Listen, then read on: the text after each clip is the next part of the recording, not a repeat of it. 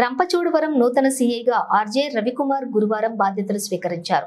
CI Ravikumar ను Devipatnam SI KV Nagarjuna, additional ఎస్ఐలు రాజు, అర్జున్రావు మరియు స్టేషన్ సిబ్బంది మర్యాదపూర్వకంగా కలిసి పుష్పగుచ్చాలను అందజేశారు.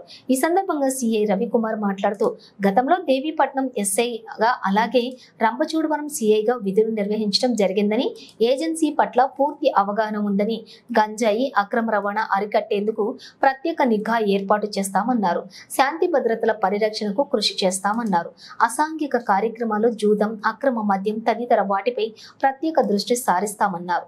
ఏజెన్సీలో జలపాతాలను తిలకించేందుకు వచ్చే పర్యాటకులు ప్రమాదాల బారిన పడకుండా ఉండేందుకు తగిన చర్యలు తీసుకుంటామన్నారు.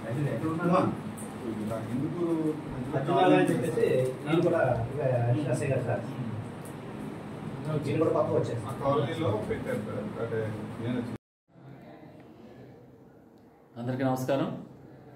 నా పేరు ఆర్జే రవికుమార్.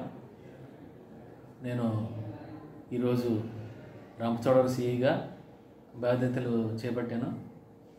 అంతకుముందు కూడా నేను 2012-14 సంవత్సరంలో రంపచోడవరం సిఐగా ఇక్కడ బాధ్యతలు నిర్వర్తించాను.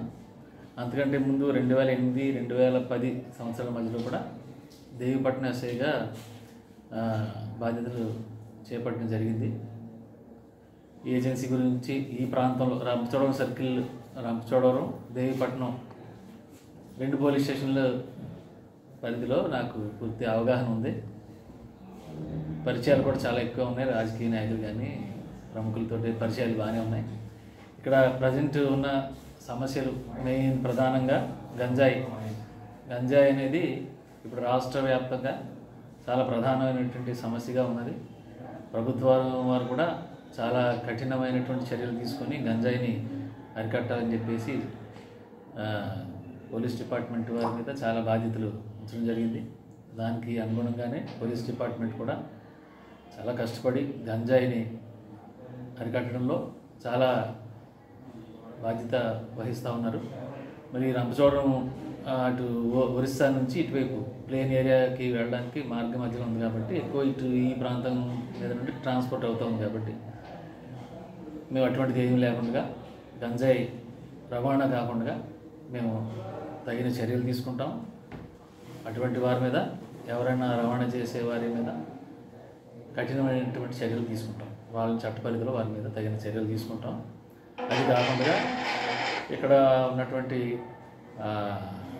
టూరిజం డెవలప్ అవుతూ ఉంది. ఇక్కడ టూరిజం డెవలప్మెంట్లో భాగంగా మరి చాలామంది ప్లేన్ ఏరియాస్ నుంచి రంపచోడవరం, మారేడుమిల్లి ప్రాంతాలకి చాలామంది బయట ఏరియాస్ వెహికల్స్లో వస్తూ ఉంటారు. వచ్చినప్పుడు ఇక్కడ యాక్సిడెంట్స్ అవి జరుగుతూ ఉంటాయి. కాబట్టి అటువంటి యాక్సిడెంట్స్ కూడా ఇప్పుడు జరగకుండా తగిన చర్యలు తీసుకుంటాం. ఇంకా ఏవైతే లా అండ్ ఆర్డర్ ప్రాబ్లమ్స్ ఏవైనా ఉంటాయో వాటన్నిటి మీద కూడా తగిన చర్యలు తీసుకొని ప్రజలకి పోలీస్ డిపార్ట్మెంట్ మీద ఉన్న నమ్మకాన్ని నిలబెట్టడంలో తగిన పాత్ర వహిస్తా అని చెప్పి తెలియజేస్తున్నాను. Thank you.